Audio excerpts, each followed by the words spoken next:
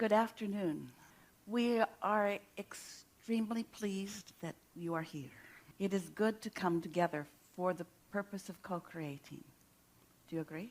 Are you knowing what you're wanting? Moves about, doesn't it?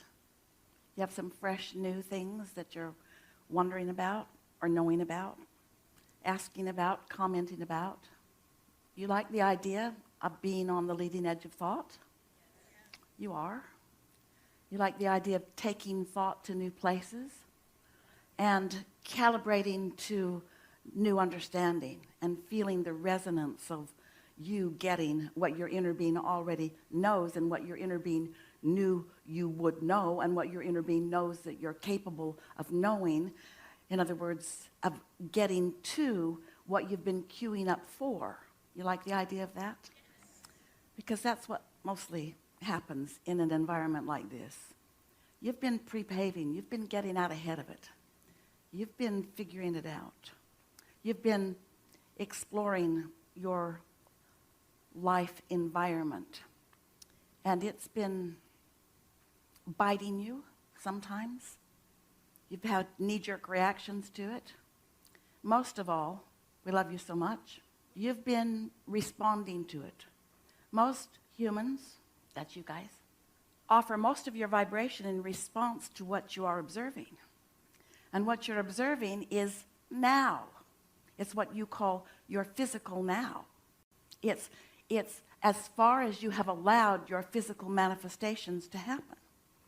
And so as you observe now, and it's mostly what you do, in some cases, not in this group, but around the planet, it's only what you do. You just observe what is. And in doing that, you calibrate to what is, even though your life is causing you to ask for more. Because some of what is, you don't want, you don't like. Some of your manifested now includes things you don't want, and there are some things you do want that haven't manifested yet. So now is not what you want to only calibrate to, because if you were only able to calibrate to what is right now, it could not improve for you. Deliberate creation is about letting now be the bouncing off place. It's where you evaluate what is and you launch rockets of desire, sometimes, often, in fact, more often than not even knowing you've launched the rocket, but you have. If someone's rude, you prefer nicer. If someone's mean, you prefer love. If you see someone who is sick, you prefer wellness, and so on. If you don't have enough money, you want more. So you are launching these rockets of desires continually in what we want to call, on this voyage, your vibrational journey. In other words, you launch the rockets, whether you know you're doing it or not. And as you do that, those requests are received by your vibrational reality, by what you want to call your future manifestation, but it's your now, it's your right now vibrational reality, where your current present tense inner being resides all the time. So when you launch that rocket of desire, your inner being sees it, understands it, and holds focus upon it, calibrates to it completely. And the law of attraction gathers all cooperative components to that vibrational state of being. And if you knew that, if you would let yourself know that, if you would not give so much attention to where you stood when you launched the rocket, but instead, if you could ride the idea of the rocket like your inner being does, so that you stand in anticipation, not in disappointment, anticipation of the improvement, not in discouragement about what has not come yet. If you could be more inner being-like, which is really what will happen to you as we are together on this voyage and in these conversations, then you will become more and more present tense to your true leading edge point of attraction. You see, you came from non-physical, from that source energy. We refer to your piece of that source energy as your inner being. You came from that into this physical body. And as you did so, you caused two potential viewpoints. Your human physical viewpoint And your non-physical viewpoint remained there, solid and steady. Your non-physical inner being point of view understands the love of you, the value of you, the absolute worthiness of you, and stands in absolute expectation that all that you ask for will flow into your manifested experience. Because once you've created it with a vibrational rocket, it's a done deal. You just have to let it into your life experience. And you will, unless you're one of those humans who's so busy looking at what is in your physical manifested journey that you block it by your what you call your nowness, and you don't let your true nowness in. So this gathering is about understanding those two perspectives and allowing yourself to merge with the non-physical perspective that really is the dominant you. It's the eternal part of you. It's the part of you that experiences lifetime after lifetime. It's the part of you that always loves. It's the part of you that knows value, sees it everywhere. And so when you diverge from that, when you pinch it off a little bit, you can never disconnect from it. It's too powerful. You've trended there too long. It's to you. You and your inner being have been buddies for a long, timeless time. And there's no possibility of you ever getting so far away from that you will not return to it. We just don't think you should have to croak to return to it. We think you ought to be able to be in this physical body, focusing on what you're focusing on, and have plenty of step one moments, which is what you wanted to do. It's what you intended to do. It's the critical, important part of the equation that you are. You said, I'll go forth into a leading edge human experience, and I will find new things to prefer. And I'll launch rockets about those new things, and therefore I will be a catalyst for the evolution of all things. I will be a catalyst for the expansion of the universe. And your inner being said, good job, appreciate you doing that, and we're going to stand here, observing you in your experience, knowing everything that you're experiencing, but we'll see it differently than you will, because you may stand in a place where you're still yearning for the manifestation of something that we've already seen, because we know so clearly how this universe works. We know how the law of attraction works. We know that the cooperative components are always coming together. We know that things are always working out for you. So we don't fret, and often you do, and we don't worry, and often you do, and we don't blame, and often you do, and we don't justify, and often you do. So often you stand in a place not where you want to be, and as you stand in that place not where you want to be, we'll talk about this the whole time we're together. By the time we leave this vessel, you will know this like your inner being knows it. As you stand in awareness that something is not as you want it to be, you cause a different vibrational frequency than that of your inner being, because your opinion is different than your inner being's opinion. Your inner being knows it's done and knows you can let it in right now. And if you don't know that, so you're yearning, then you feel a negative emotion that at some level of your being you know is not the way it is meant to be for you, but still you are so sure that it is your experience that you set out to explain your experience to anyone who will listen in a sort of justifying attitude. This happened to me, and I don't like it. And then, most of the time, you do something really interesting.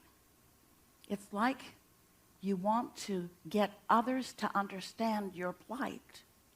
Somehow, you want others to agree with you that this shouldn't have been the way that it is. And so you sort of double down on it. Not only did this happen, but other things like that have happened, and I heard it happen to somebody over there the other day too, and it's just not right, and I'm sure it's a government conspiracy of some kind. It's just not right.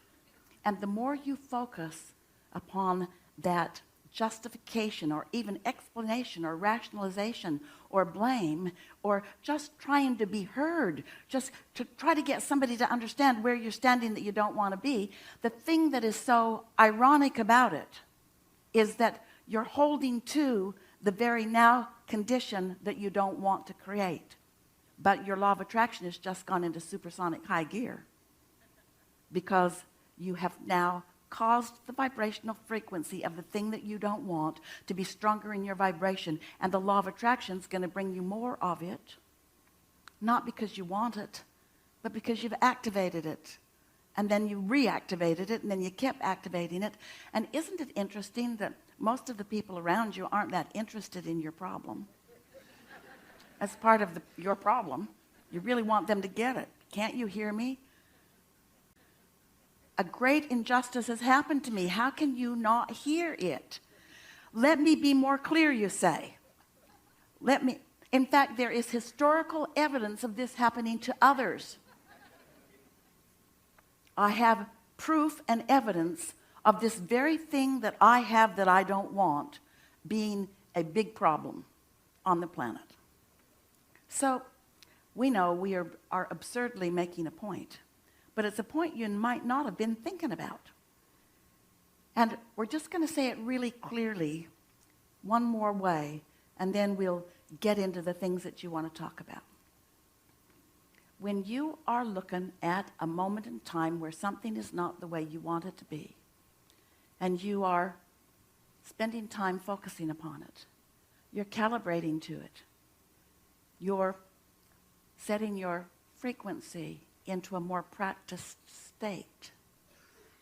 And the law of attraction is responding to you and bringing you more evidence, which makes you more sure of what? This is the part we really want you to hear. This is what we're going to work the bugs out of together. Sure of what? Sure that you were right. Sure that you were right that your life sucks in this way. And sure that you were right that it's wrong that your life sucks in this way, with the emphasis being your life sucks in this way. You're going to see lots of things that happen to you in the next few days and even weeks that remind you of this conversation that we're having as you catch yourself in the act of not liking it, but you didn't flick it off. So maybe we'll get round to some of the conversation about what makes you so competitive with the other humans around you that you really want them to get you, to hear you, and that you really want to be right. And we're going to say it in such a way that you can't miss it. You really want to be right about even the things you don't want in your life. The old joke on your tombstone, I told you I was sick.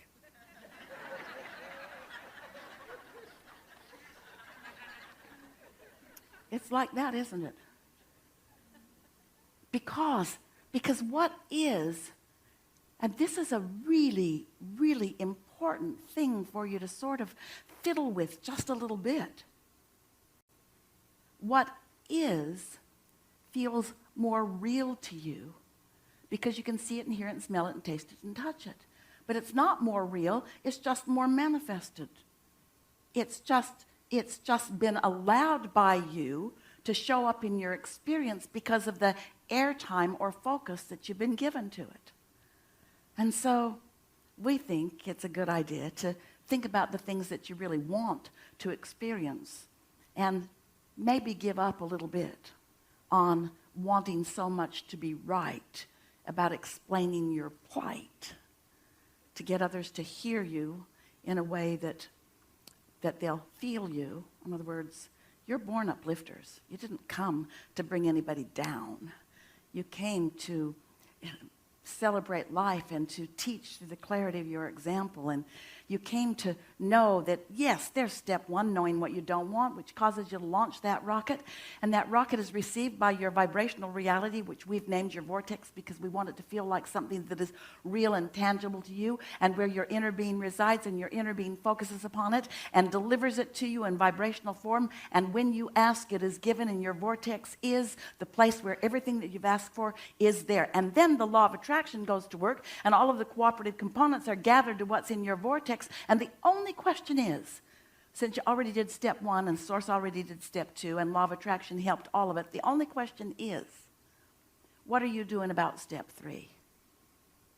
Are you focused upon what is so fervently, in such a determination that you were right, that you don't let in the solution that you're asking for?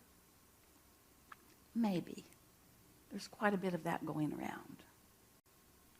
We're eager to talk with you about whatever it is you want to talk about. This is your workshop. This is your workplace. This is your environment where what you care about is going to be addressed whether you ever sit in this hot seat or not. Because you are telepathic and you are known by your inner being. And your inner beings are hot-wired and hardwired to that which is us.